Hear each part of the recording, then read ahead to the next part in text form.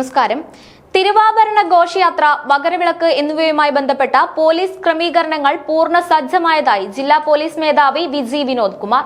തിരുവാഭരണ ഘോഷയാത്ര ജനുവരി 12-ന് ദർശനത്തിനും വിവിധ ചടങ്ങുകൾക്കും ശേഷം പന്തളം വലിയ കോയിക്കൽ ക്ഷേത്രത്തിൽ നിന്ന് ഉച്ചയ്ക്ക് 1-നാണ് സന്നിധാനത്തേക്ക് പുറപ്പെടുക. യാത്രയിൽ വിവിധ ക്ഷേത്രങ്ങളിൽ ഭക്തർക്ക് ദർശന സൗകര്യം ഒരുക്കിയിട്ടുമുണ്ട്. രാത്രി 9:30-ന് അയിരൂർ പുതിയകാവ് ക്ഷേത്രത്തിൽ വിശ്രമിക്കും. ജനുവരി 13-ന് പുലർച്ചെ 3-ന് പുറപ്പെടുന്ന ഘോഷയാത്രയുടെ വിശ്രമം രാത്രി 9-ന് ലാഹയിലാണ്. മകരവിളക്ക് ദിവസമായ 14-ന് ലാഹയിൽ നിന്നും പുറപ്പെട്ട് ഉച്ചയോടെ വലിയാനവട്ടത്തെത്തും. അവിടെ ദേവസ്വം അധികൃതർ സ്വീകരിക്കും. പമ്പയിൽ ഘോഷയാത്ര എത്തില്ല. പാണ്ടിത്താവളം, ചെറിയാനവട്ടം, നീലിമല, അപ്പാച്ചിമേട് വഴി വൈകിട്ട് 4-നാണ് ശബരി പീഠത്തിലെത്തുക. തുടർന്ന് 5:30-ക്ക് ശരംകുത്തി വഴി യാത്ര തുടർന്ന് 6:15-ന് കൊടിമരച്ചുവട്ടിൽ സ്വീകരിക്കും. തന്ത്രിയും മേൽശാന്തിയും ചേർന്ന് തിരുവാഭരണം ഏറ്റുവാങ്ങി അയ്യപ്പ വിഗ്രഹത്തിൽ ചാർത്തും. പിന്നീട് പൊന്നമ്പലവേട്ടിൽ മകരവിളക്ക് തെളിയും. തുടർന്ന് ആകാശത്ത് മകരജ്യോതി നക്ഷത്രം ദൃശ്യമാകും. ജനുവരി 18 വരെ നെയ്യഭിഷേകവും കളഭാഭിഷേകവും ഉണ്ടാവും. 20-നാണ് നട അടയ്ക്കുന്നത്. ജനുവരി 11 മുതൽ 14 വരെ എരുമേലി കാനനപാതയിൽ ഏർപ്പെടുത്തിയ നിയന്ത്രണത്തിൽ ദേവസ്വം ബോർഡ് ഇളവ് വരുത്തി. ഈ പാതയിൽ വെർച്വൽ ക്യൂ ബുക്ക് ചെയ്ത ഭക്തർക്ക് ഈ വഴി വരാവുന്നതാണ്. എന്നാൽ വെർച്വൽ ക്യൂ ബുക്ക് ചെയ്യാത്തവർക്ക് ഇളവ് അനുവദനീയമല്ല. ഘോഷയാത്രയുടെ പാതകളിലും മറ്റും തീർത്ഥാടകർക്ക് സുരക്ഷ ഉറപ്പാക്കുന്നതിന് വേണ്ട സജ്ജീകരണങ്ങളും ഗതാഗത ക്രമീകരണങ്ങളും ഏർപ്പെടുത്തിയതായി ജില്ലാ പോലീസ് മേധാവി അറിയിച്ചു. ഘോഷയാത്രയ്ക്കുള്ള സുരക്ഷയും ഉറപ്പാക്കി. തിരുവാഭരണത്തെ അനുഗമിക്കുന്ന പോലീസ് സംഘം ഉൾപ്പെടെ എല്ലാ സ്ഥലങ്ങളിലും പോലീസ് ഉദ്യോഗസ്ഥരെ ആവശ്യത്തിന് നിയോഗിച്ചിരുന്നു.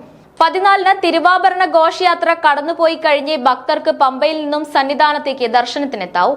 അന്ന് രാവിലെ 10-ന് ശേഷം തീർത്ഥാടകരെ പമ്പയിൽ നിന്നും സന്നിധാനത്തേക്ക് കടത്തിവിടില്ല. വൈകുന്നേരം തിരുവാഭരണം സന്നിധാനത്തെത്തി ദീപാരാധനയും മകരജ്യോതി ദർശനവും കഴിഞ്ഞിട്ടേ ഭക്തരെ പ്രവേശിപ്പിക്കുകയുള്ളൂ.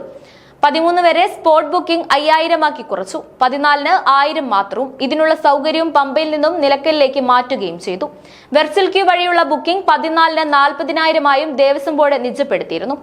12-ന് 60,000-ആയും 13-ന് 50,000-ആയാണ് വെർച്വൽ ക്യൂ ബുക്കിംഗ് പരിധി. തിരക്കില്ലാതെയും ബുദ്ധിമുട്ട് കൂടാതെയും ദർശനം നടത്താൻ ഇത്തരം കാര്യങ്ങൾ തീർത്ഥാടകർ ശ്രദ്ധിക്കണമെന്ന് ജില്ലാ പോലീസ് അറിയിച്ചു. മകരവിളക്കുമായി ബന്ധപ്പെട്ട ഗതാഗത ക്രമീകരണങ്ങളും പൂർണ്ണ സജ്ജമായതായി ജില്ലാ പോലീസ് മേധാവി പറഞ്ഞു.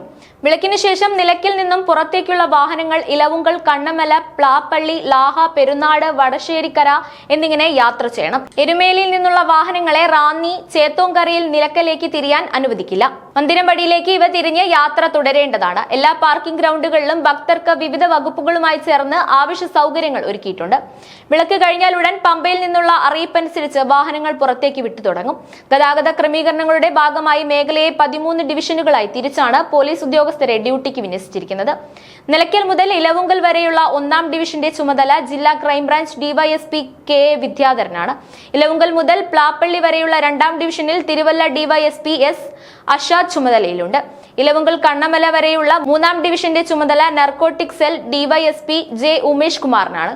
പ്ലാപ്പള്ളി മുതൽ വടശ്ശേരിക്കര വരെയുള്ള 4-ാം ഡിവിഷൻ പത്തനംതിട്ട ഡിവൈഎസ്പി എസ് നന്ദകുമാറിന്റെ നിയന്ത്രണത്തിലുമാണ്.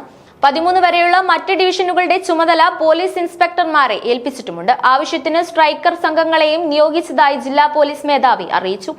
ജ്യോതി ദർശനത്തിനുള്ള വിവിധ ഇടങ്ങളായ പഞ്ഞിപ്പാറ, നെല്ലിമല, ഇലവുങ്കൽ, അട്ടത്തോട്, പടിഞ്ഞാറേ കോളനി, ഹിൽ ടോപ്പ്, തലപ്പാറ, മലക്കോട്ട തുടങ്ങിയ പോയിന്റുകളിൽ സുഗമവും സുരക്ഷിതവുമായ ജ്യോതി ദർശനം ഉറപ്പാക്കി. ഭക്തരുടെ സുരക്ഷ ഉറപ്പാക്കുന്നതിനും പ്രാഥമിക ആവശ്യങ്ങൾക്കും വിവിധ വകുപ്പുകളുമായി ചേർന്ന് ക്രമീകരണങ്ങൾ ചെയ്തതായും ജില്ലാ പോലീസ് മേധാവി അറിയിച്ചു. ആങ്ങമൂഴിയിൽ നിന്നും വാഹനങ്ങളെ പഞ്ഞിപ്പാറയിലേക്ക് അനുവദിക്കില്ല. ഓരോ കാഴ്ചയിടങ്ങളിലും പ്രതീക്ഷിക്കുന്ന ഭക്തരെ ഉൾക്കൊള്ളുന്നതിന് ഉപയുക്തമായ സൗകര്യങ്ങൾ ക്രമീകരിച്ചിട്ടുണ്ട്. ഇവിടങ്ങളിലെല്ലാം പോലീസ് ഉദ്യോഗസ്ഥർക്ക് ആവശ്യമായ സംവിധാനങ്ങൾ ലഭ്യമാക്കിയിട്ടുമുണ്ട്.